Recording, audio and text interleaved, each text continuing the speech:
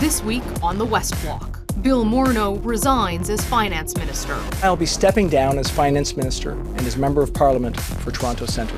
Chrystia Freeland becomes the first female finance minister. It's about time that we broke that glass ceiling. Chrystia, you and I are blazing a new trail that this country's never seen before. Thousands of documents dumped on the We Charity controversy. This page, blacked out. This page, blacked out. And Parliament prorogued. We need to have Parliament sitting so that we can get up to Canadians.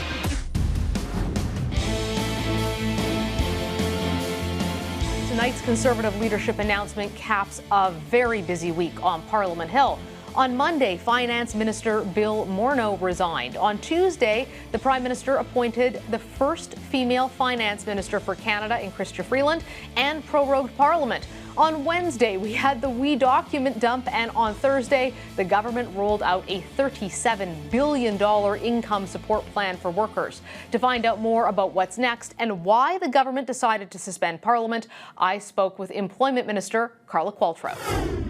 You know, you had a big job this week to make some pretty serious announcements overhauling EI, which is something people have been talking about forever. But I think a lot of folks are wondering why you would introduce such major changes just 2 days after your government has prorogued Parliament, which means that MPs can't have a look at this and debate it. It can't go to committees. It's essentially twisting the opposition's arm into voting for it very quickly. Why would you prorogue Parliament and then introduce this kind of a massive overhaul? Well, first of all, I think we have to decouple these two things. They're happening in the same week, but not at the same time, I guess is the best way to say it. So the prorogation is a recognition how substantively the world has changed since our last speech from the throne. And these changes to EI, the extension of CERB, the additional 4 weeks, that had to be, delivered this week. It just had to be, so Canadians had certainty going into September of what they could expect for the year to come. I understand the argument that it had to be delivered this week, but then why didn't the Prime Minister wait until next week or until later? I mean, if proroguing Parliament is just to hit the reset button so that you can have a throne speech and it's not to shut down committees or prevent Parliament from meeting, then why not do that closer to the date in September? I think we wanted to give Canadians assurances that we know that the world has changed, and we're going to share with the country our vision in this new world of living with COVID. And to be honest, the changes to EI, freezing of EI premiums, creating an additional 4 weeks of CERB, that's not a parliamentary process initiative. That's not in that world. The new recovery benefits, absolutely, they need to be legislated, and they will be, because I have every confidence the opposition is going to see their suggestions reflected in these programs, and I think we'll find a common ground on them. But the EI piece is completely separate from legislation or Parliament. But I think the legislation side on the recovery benefits raises the same question of why not have parliamentarians take a careful look at this, especially after what happened when your government rushed the last time with We. Well, we've worked with the opposition party now on two benefits, so the CERB and the student benefits. We also know very clearly what their criticisms were of those benefits and the processes. So partially announcing this yesterday was to give us a chance to work together. And I've already had conversations with critics about what how we can move forward on this. We always knew that our emergency authorities were ending at the end of September, so we have to have a conversation, given that we're still in this crisis, about what comes next. And this is very much about what comes next. This isn't a short-term bridge. This is a long-term plan for supporting workers. But is the way you're doing that anti-democratic? I personally don't think so. I'm very confident that we're going to allow MPs to dig in on this over the next month, work with critics, work with opposition parties, our own Liberal MPs, talking to them, and just seeing the way forward. And you're going to see how this fits into the bigger economic picture that we're going to present for Canadians on September 23rd. Well, and on that bigger economic picture, right now there are some things in here that I think will be easing for some people's minds, especially things like the caregiver benefit for parents who are at home with children. But what I didn't see in here was things to help get people back into the workforce. I saw a lot for folks who aren't back, but for those who might need new skills training to transition to a different sort of career, there's still nothing that actually puts people back at work. So what are you planning for that? Really good point. So first of all, absolutely, there are Canadians who aren't working, who can't find work, and that very clearly is laid out in this. But the idea of transitioning 3 million people into EI means they have access to all the opportunities that particular system has: training, working while on claim, work sharing, working with the provinces, working with unions. You know, the things that we didn't have in CERB, we have in EI because it's a sophisticated, well-developed system. Still not perfect, and we're going to have lots of conversations about that moving forward. But I think that there will be training, and what I did signal yesterday was we're going to provide training opportunities for people on these new benefits as well, working with the provinces who deliver most of the training in the country. And very, very good point. And I think getting people into EI allows us to really address that. One of the things when you look at this as well is there's not the transition back into the workforce, but there's folks who are looking and wondering how long the CERB is going to go on. Of course, it is ending. It is transitioning to EI. You're going to be paying people less when it transitions, and the CERB is paying less. Is that because you were concerned that some people were staying on the CERB and not returning to work? You know, no, I think it's a combination of two things, if you don't mind. So first of all, EI by definition gives people 55% of their income to a maximum of $573 a week. CERB for many people was 100% income replacement. So naturally, when you transition to a system that's 55%, you're going to have less. We looked at the numbers. We looked at the availability of work. You know, when we were offering $500 a week for CERB, it was when there was very little work available. Now there's more available work. And the other thing is unlike the CERB, on these new benefits, you're not restricted in how much income you can earn, because it's going to have a working while on claim model like EI, so that you get to keep 50 cents of every dollar earned on this benefit, which will be clawed back at tax time to the maximum. So you're always better off working on both EI and on this. Minister, I guess I wonder where all the money's coming from eventually, because we had the Prime Minister say that there's no way they're going to raise taxes, but we're now talking about billions more going out the door. Yeah, and that absolutely. The finance minister spoke briefly to that yesterday. She's well aware, but she's very confident in our economic situation here in Canada, particularly in relation to other G7 countries, and believes very fundamentally that these investments are setting up Canada to recover quicker, and thinks that the success of our country economically during this crisis is a result of the investments we've made. Quite frankly, you know, we took on the debt, as she said, so that Canadians didn't individually have to incur that debt. We know people have mortgages to pay. We know people have rent and food and other bills. And this was our, this is how we decided to help people. And we think it will serve the country well moving forward. Minister, are you worried that after what surfaced this week, Canadians will think this is the old Liberal Party with the allegations of cronyism and doing favors for friends?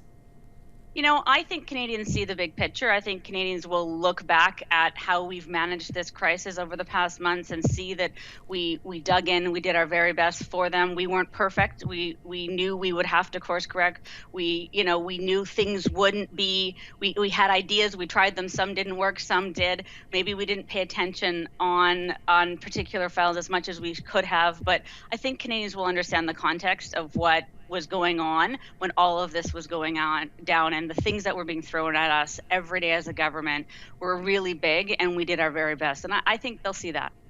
Minister Qualtrough, thank you so much for joining us and for your time today. Take care. Up next, MPs on the Hill join me to talk about the We Charity controversy document dump from last week.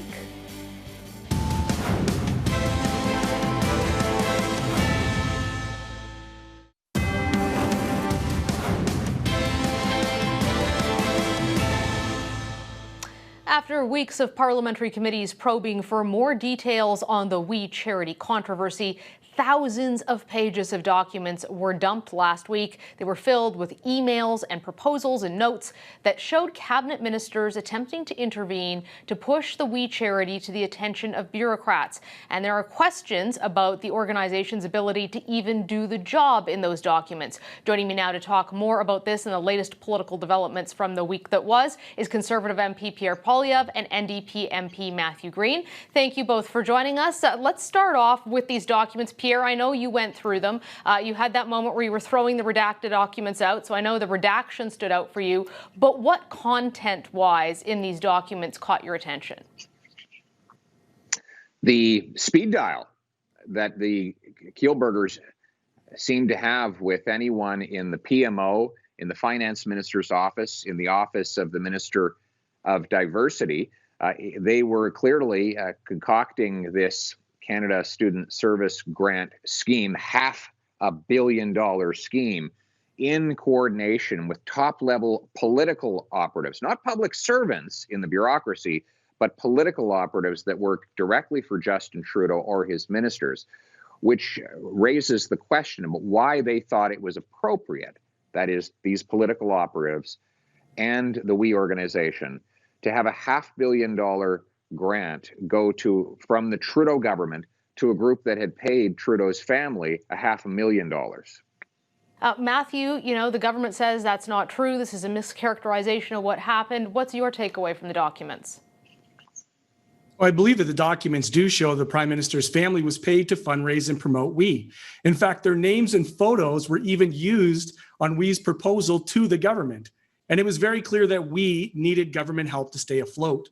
The Prime Minister's claim that this was all independently proposed by the public service is simply not supported by the facts. So now that Parliament has been prorogued and the committees are shut down, what's your next step? What's your next plan for trying to hold the government accountable, Pierre? Well, we're going to create a full inventory of all of the mysteries that these documents have engendered. We want to know what's behind those countless redactions that I highlighted in my press conference. We want to know what happened in those multiple conversations between Mr. Kielburger and two senior advisors in the Prime Minister's office, one of whom, Mr. Kielburger, gave credit for having designed the $500 million grant to WE. So we have a top-level Trudeau insider who helped design this program that went to a group that paid the Prime Minister's family $500,000. We want to know exactly what involvement the Prime Minister might have had, directly or indirectly, in helping to design this grant to the group that had paid his family.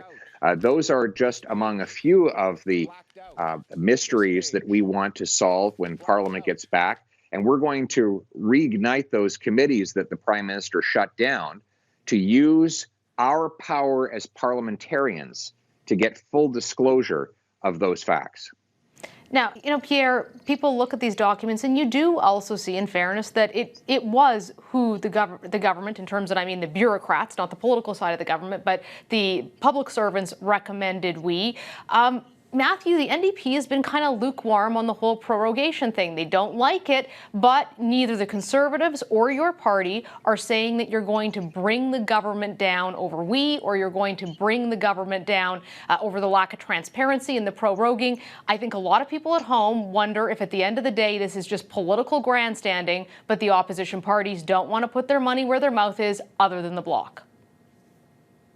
Well, I think there's a couple of considerations there. First, Canadians are struggling in this pandemic, and they deserve a government that is committed to actually focusing on and working to deliver to help people across this country in need, many whom have been left out from these Liberal programs. The second piece is that the Canadians shouldn't be forced to pay the price for Mr. Trudeau's scandals. People deserve a government that's focused on helping them. One of the considerations that hasn't been talked about is the fact that Elections Canada has said they are ill prepared to handle an election in COVID. And so until all of our parties can get together and actually hash out what a clear, free, and fair and democratic process would look like in an election, in a hypothetical election, I don't think we should even be flirting with it, quite frankly. Otherwise, we're going to end up in a scenario which is the dumpster fire that we see down to the south. Yeah, Pierre, obviously depends on who the new leader is for your party, but do you think there should be a fall election? Well, the timing will depend on when Canadians have all of the facts. The Canadian voters are kind of like a jury in a trial, in this case, a corruption trial. But we wouldn't ask the jury to go forward and render a verdict until they had seen all the evidence. So far, only a tiny fraction of the evidence has been made available, much of it hidden behind black ink, much more of it hidden behind ministers who have thus far dodged testimony at our committees. So should the Canadian people have the ability to render a verdict on Justin Trudeau? Absolutely. When will they render that verdict? Once they have all the evidence. I'm just going to say, I think what we haven't really fully explored here is the fact that the Ethics Committee next Wednesday, was supposed to receive a trove of documents relating to the financial disclosures of the Trudeau and the Morneau families. We have to remember the codes of conduct, the conflicts of interest, the breaches of trust that have happened throughout this process. They don't simply go away because the Prime Minister decides to cut and run. I think we've watched this story long enough to watch the hero become the villain, and Justin Trudeau actually used the tactics that Harper used, that Trudeau ran against in 2015 to win his first mandate. Do you think that on these arguments... on that point, yeah, go ahead, Pierre. I just want to jump in on the Ethics Committee issue. Mr. Green is quite right to point out that there was about to be a major disclosure from Speaker Spotlight, which is the speaking agency that the Trudeau family uses. We were going to find out all the payments made to the Trudeau family to find out if it's just $500,000 that they got. To finish that thought, government operations was also supposed to be studying this. We were going to be looking at all these claims of due diligence this government made because, again, this story's veracity hangs on the Prime Minister's claim that it was the public sector who actually suggested this program. And what we found time and time again, every email after email, is that the clearest concern for the Liberals was not about the students, but how they could get these students to work for less than minimum wage for an organization that they had an explicitly close and personal besties relationship with. I want to ask both of you, though, if you feel like Canadians are hearing this. Is this resonating with them? Because the Liberals rolled out $37 billion package, changes to EI, overhaul of the EI system, extension of the CERB, sickness benefits, childcare benefits that for a lot of Canadians, they'll look at that and say, that makes me feel more secure, or I need that. Pierre, people are accusing them of trying to change the channel, but isn't it fair to say that there is a real need for that kind of economic support right now? Well, there's definitely a need for economic support. That's why it's so shocking that Prime Minister Trudeau canceled next week's session of Parliament when we were going to debate that. We were going to have a special meeting where any measures the government wanted to put before MPs that would presumably help Canadians would be up for debate. And if he weren't in a big rush to help people, he could have put that forward and he potentially even passed it with this coming week. Instead, he shut down Parliament and delayed benefits for families. So why is he delaying these benefits for families? Well, because he's covering up a massive scandal that saw him personally intervene to give $500 million to a group that had paid his family $500,000. Okay, Matthew, your thoughts. It sounds to me from things like the government is saying, like it is the NDP, not the Conservatives, who they've been consulting on this. Do you support the changes? Yeah, so the devil's always in the details. Liberals love to make big sticker announcements, but at the end of the day, how much support is actually being delivered to Canadians is always our primary concern. So as long as we continue to force the government to work with us so that we can deliver for people across the country, that's what we're going to keep doing. Pierre, Matthew, that's all the time we have. Thank you so much for joining us today. Thank you. Thank you for having us. Up next, Darrell Bricker will join me to talk about the Conservative leadership race and who might win.